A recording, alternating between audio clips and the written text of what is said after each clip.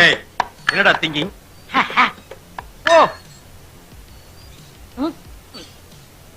நானும் அப்ப இருந்து பாத்துட்டு இருக்கிறேன், இந்த டீயவே விட்டு பாத்துட்டு இருக்கிறியே.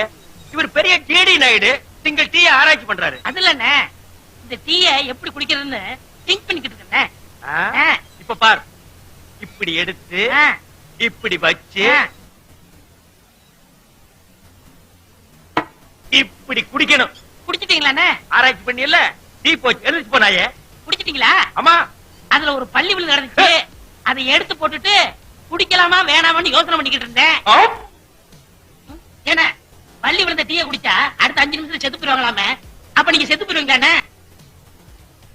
No problem.